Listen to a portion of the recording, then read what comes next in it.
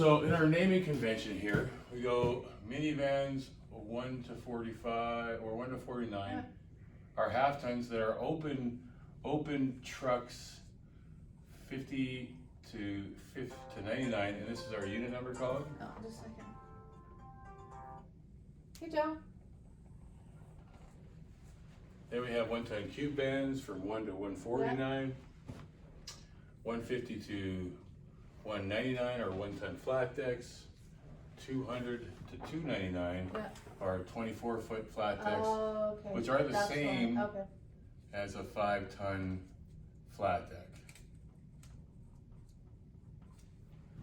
Yeah, actually, you know what? When I went in For there, trailers it that are said 30 feet and up, we use the numbering of Yeah, you did. 300 to 399, Okay. Well, you know what? and I'm not sure. Like, 500 to probably have to 549 check are on all 5 of ton them, cube right? vans. But when I went in there, because we have to, if we're gonna change it, we have to do duplicate. 550 to But when it 599 popped up at the top, are to see 5 that ton it- flat the decks. pricing had changed. So Just tell me you call them back. okay. Okay. Thanks, Joe. I know that's good. 700 to Hey, can I let you go, 799 Joe? are day cabs. Okay. Talk to you later. Bye. Tandem day cabs. 800 to 899 are sleeper tandem tractors.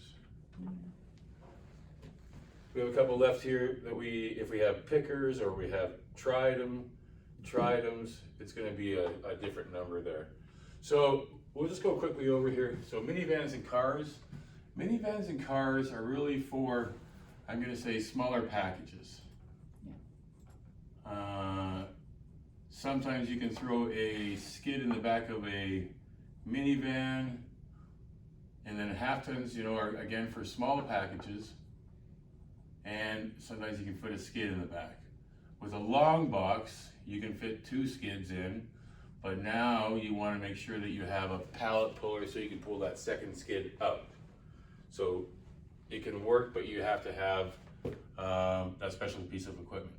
From 200 to 299. Dad, what's a pallet puller look like? Is it Pallet- something they need? A pallet puller, it looks like this. Is it something they need? It's just like this. Doc? Hang on, I'll show you. Yeah. It's like this, and it has these little teeth on it, and then it has a ring here, so that you can clamp onto this with a forklift, and then these edges tighten up, and you can put it on the middle of the pallet. Oh, okay. So if there's a When piece they of here- pull it clamps. yeah. So it's a clamp. It's a clamp. Yeah. Now the forklift can pull it out. And we typically carry those? Hang on a second, I'm just gonna add something in here too. So one time I took a minivan or a hot shot on a minivan, I threw a skid in the back of the minivan, and before I left, I grabbed the fork extensions to put a skid in the back of my minivan. And the reason I grabbed the fork extensions, I wanted to make sure that with my van here, right, and the lid open, right, So that he could get in. Cause I he had couldn't to, get yeah, I that had to close, bring the, yeah. I had to bring the fork extensions so that now the forklift could reach out and not damage the back of my thing. So sometimes a truck becomes more versatile by the equipment. So 2 pieces of equipment, sometimes fork extensions in a minivan. If you've got a minivan like this, it opens up like this. Sometimes you can fit them in the side door as well, or a pallet puller in the back of a half ton with a long box. Now you can put 2 skids in there as compared to 1. That's kind of the exception to the rule a little bit, but that's part of what ends up putting our pricing to a different degree too. 1 ton cube van. So 1 ton cube van. One thing with a 1 ton cube van, you have an enclosed truck, right? So you have an enclosed truck here. So an overhead crane Can't do nothing. can't load that.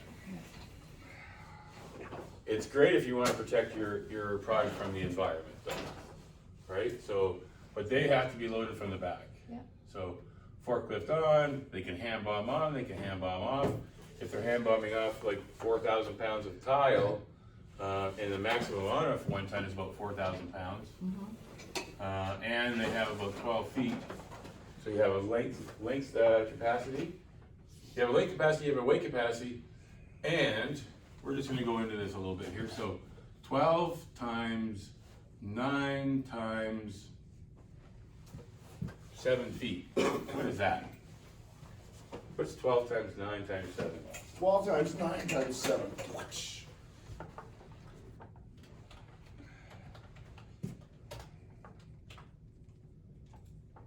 756. 756. So 756 is the cubes that are available in a 1-ton box, 12 by 9 by 7. So you can fit 756 cubes. Because if you're carrying around insulation or styrofoam, you can only get so many cubes into that trailer, right? Or into that truck. All good? Okay. So now we do, just going out of units 100 to 149, we get into units 150 to 199. So now you have A 1-ton flat deck. a 1-ton flat deck, right? You know, so got the cab here and you've got a flat How deck. long is that box then? Or how long is the deck? 12 feet. Deck is 12 feet long. Maximum capacity is about 4,000 pounds. Maybe write the deck length on the thing, 10 flat deck, 12 feet long or something. 12 foot length. Yeah. But right up It's against on the my table. spreadsheet I'm Huh? building here. Oh, It's is on my it? Okay, spreadsheet. okay. 12 foot length, yeah. Yeah. Yeah. So again, now we can load on, in the cube band, it's hard to load 12 feet on there if it's over 300, 400 pounds. But now we can load 400 pounds, we can load up to 4,000 pounds of 12 foot length, and they'll just come at the side with a forklift, right? We can now load an overhead crane up to 4,000 pounds as long as it's not too far past the 12 foot length. Now, the ruling is, I think that you can go 3 feet, isn't it? You can go 3 to 4 feet. You have to flag it now, so you have to have a red flag. I think it's like 16 inches by 16 inches. And now you have to flag your material if you go beyond the 12 foot length. There is a maximum to that. I don't know But if they, so the guys with, Yeah. like, for example, I'm gonna say Joe- 3 feet. Joe will have everything required to do that. Yeah, 3 to 4 feet. So now let's go back, because you actually asked an interesting question that deals with a truck with racks. So that's keeping it on the deck, right? So you can have that same 1 ton or a half ton. And so here we have the 1 ton truck. You don't have half-ton flat decks, do you? No, kind of. I do, myself. Okay. I think I'm the only one. So another thing you can do is, with a 1 ton or a half ton, you can have racks. So racks are these, are set up here, and this really becomes a unit by unit choice of how much weight can you put on the racks, right? So this truck is roughly, I'm gonna put it about 21 feet from the front to the back. So if my half ton is a long box, my long box is So 8 what feet. kind of truck is that now? It's a rack. We're dealing with a rack. So this is a 1 ton. This is a 1 ton, Okay, but it also can be a half tons with racks, right? okay. But so that gives you 15 feet because you're gonna put the rack out further? Is that what you're saying? Well, You can hang it over the so you cab. have 12 feet here on the flat deck, right? You can hang over the cab. 12 feet on the flat deck here, and then you have probably another 8 feet to the tip of the bumper, Oh, right, right? okay. So now what we're doing is putting materials up on the rack. Ah. And so we can haul 20 footers quite often on a half ton, and 20 footers on a 1 ton with a rack, right? So who has a rack in your fleet? Joe, 151.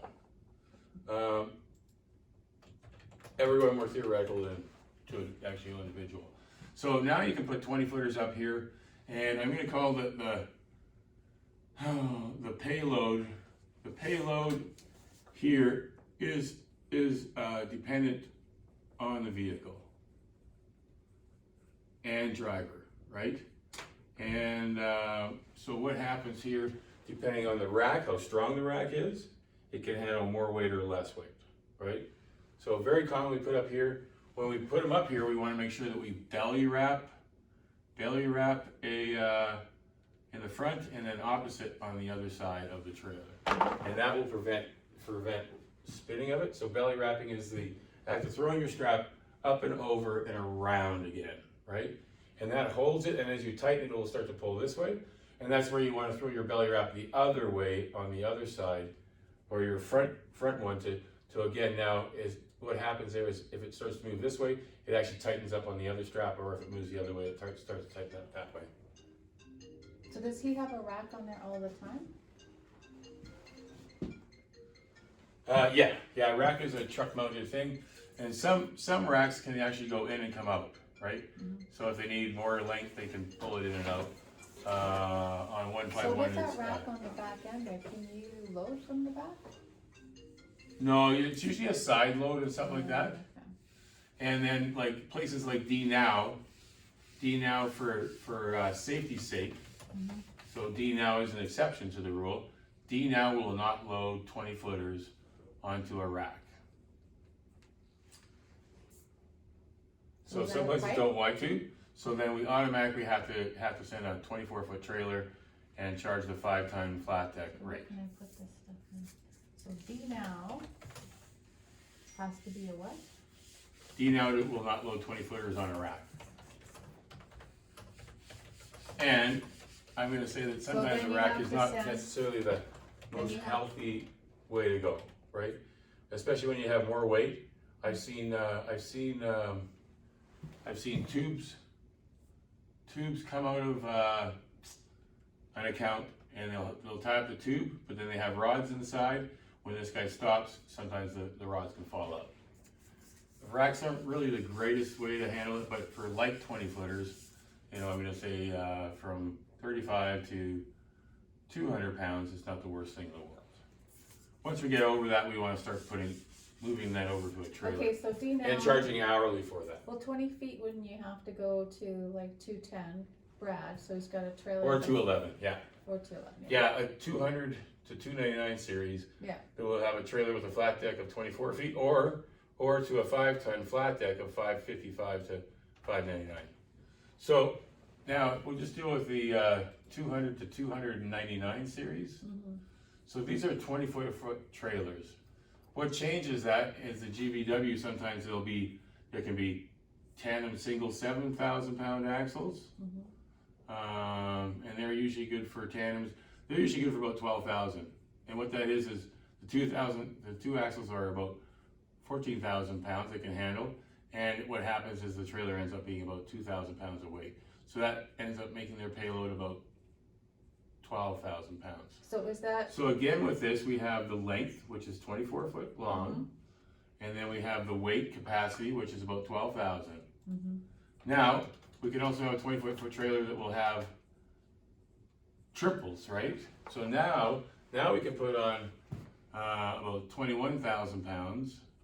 And I'm gonna say that now this trailer might weigh a little bit more, 3,000 pounds. So that will give us a payload of about 18,000 pounds with the triple 7,000-pound axles.